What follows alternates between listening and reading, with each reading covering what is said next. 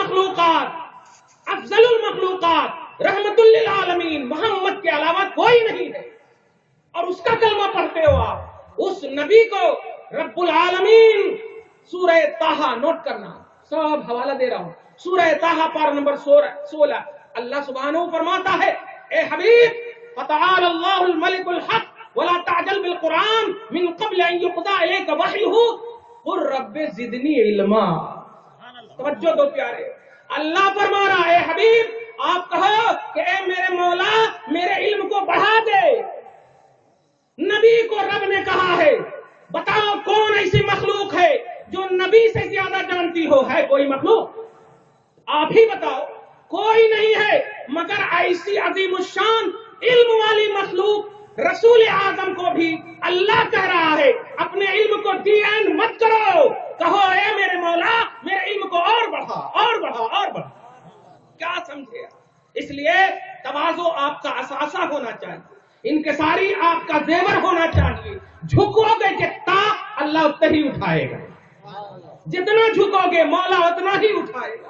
اس لیے خدا کے واسطے محبت اور درد اور دل سوزی سے جو جملے نکل رہے ہیں اس کو محسوس کرنا, اس کو محسوس کرنا. اگر تم واقعی اپنے نبی کا کلمہ پڑھتے ہو, واقعی اپنے نبی کا کلمہ پڑھتے ہو, تو نبی کو اختلاف کی بنیاد مت بناؤ. وہ تو سارے جہان کی رحمت ہے یار, وہ تو اختلاف میٹنے کے لیے آئے ہیں, میٹنے کے لیے بھیجے گئے ہیں, اور آج تم انہی کو اختلاف کی بنیاد بنا رہے ہیں. نہیں پیارے, آپ کو حوالہ چاہیے, ہم ہر حوالہ بھی آپ کو دیں گے. تو جلسہ عظمت مصطفیٰ کے حوالے سے آپ کو اتنا تو سمجھ میں آ گیا کہ آپ کا کلمہ صرف لا الہ الا اللہ نہیں بلکہ محمد الرسول اللہ بھی ہے.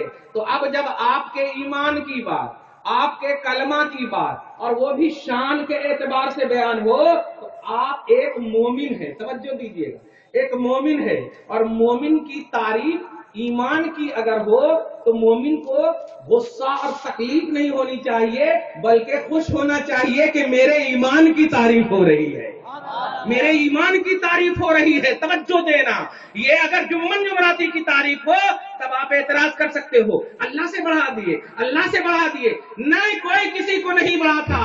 عبادت رب کی, تعظیم مصطفیٰ کی, یہی کلمہ کا حاصل.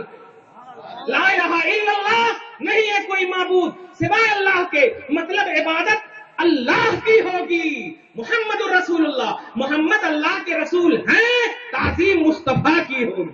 یہ کلمہ کا خلاصہ ہے پیارے. اس لیے آپ توجہ سے سنو اور محبت کے دل لے کر کے سنو. اور اگر آپ یہ سوچے ہوئے ہیں کہ نہیں انہوں اس جماعت سے تعلق رکھتے اس لیے ان کی ہر باتیں ٹھیک ہے, 99% انہوں صحیح بولے, وہ بات کہیں تو غلط بولے, وہ بات کہیں غلط بولے. خبردار, ایسا دماغ رکھیں گے تو ایک بھی بات سمجھ میں نہیں آئے گی, ایک بھی بات سمجھ میں نہیں آئے گی. میں بھی انسان ہوں, ہو سکتا ہے سب قطع لسانی سے کچھ باتیں ادھر ادھر نکل جائے, تو آپ میری رہبری کرو نا. یہ پمپلیٹ کیوں نکال رہے ہو, اشتہار بازی کیوں کر رہے ہو, عوام میں کیوں اسے پھیلا رہے ہو؟ کیا رب توبہ کا دروازہ بند نہیں کیا؟ تم کون ہوتے ہو توبہ کا دروازہ بند کرنے والے؟ تم کون ہوتے ہو؟ اس لیے اگر کوئی آپ کو تکلیف بھی ہم سے یا کسی بھی سے شخص سے ہوئی ہے تو آپ اپنے بڑے سے ملیے اور اس تکلیف کو دور کیجئے. محبت کی دنیا بساؤ. کوئی فرانس کیا پوری دنیا بلکہ قرآن نے چیلنج دیا ہے. اے حبیب کہہ دیجئے اجتماعت الانس والجن, سورہ بنی اسرائیل پارہ نمبر 15, اجتماعت الجن والانس علی ان یاتوا بمثل هذا القرآن لا یاتون بمثلہ ولو کان بعضهم لبعض ظہیرا. اے حبیب کہہ دیجئے کہ سارے انسان اور ساری جنات کی مخلوق قرآن کی مثال لانے کے لیے بیٹھ جائے تو قرآن کی مثال نہیں لا سکتے, قرآن کی مثال نہیں لا سکتے. بتاؤ یہ قرآن کس نے دیا ہے؟ صاحب قرآن محمد نے دیا, محمد نے دیا ہے. اگر قرآن پر بھروسہ کرتے ہو تو دینے والے محمد پر اس سے زیادہ بھروسہ کرو, اس سے زیادہ بھروسہ کرو. اس لیے کہ اگر محمد پر بھروسہ ختم ہو جائے گا تو ان کی ہر بات پر بھروسہ ختم ہو جائے گا, کیونکہ ذات پر بھروسہ جتنا ہو بات پر اس سے اتنے ہی بھروسہ ہوا کرتا ہے. ذات اگر غلط ہے تو بات بھی غلط ہوتی ہے, بات بھی غلط ہوتی. جیسے کوئی شرابی آ کر یہاں بیٹھ جائے اور کہے میں اللہ رسول کی بات کرنا چاہتا ہوں, تو آپ اسپیشل ڈنڈا لے کر آئیں اور کہیں گے چل چل چل پہلے تیری ذات صحیح کر تب بات صحیح کرنا. تو ذات صحیح ہونی چاہیے.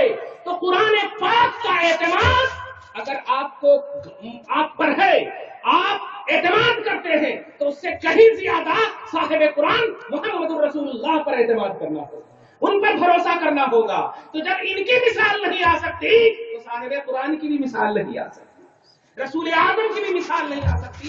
توجہ دیجیے گا آپ، اس لیے اب اسی دنیا میں سنیے گا. تو اگر آپ کے ایمان کی شان بیان ہو، اس کی عظمت بیان ہو، تو آپ ہیڈنگ سمجھ میں اگر نہیں آ رہی ہے جیسے عظمت مصطفیٰ کی، تو آپ سمجھنے کی کوشش کرنا. اس نہ سمجھی کو دی اینڈ کا نام مت دے، دی اینڈ کا نام مت دے دینا. بس اگر سمجھ میں نہ آئے تو آپ سمجھیے، سمجھنے کی کوشش کیجیے. محبت کی دنیا میں بس کر پیارے، اختلاف مت کرو. اب سمجھو عظمت مصطفیٰ رسول اعظم صلی اللہ علیہ وسلم پر اترا ہوا کلام، سورہ احزاب پارہ نمبر 22 آیت نمبر 56. آیا سمجھ میں؟ توجہ دے رہے ہیں نا؟ سورہ احزاب پارہ نمبر 22 آیت نمبر 56.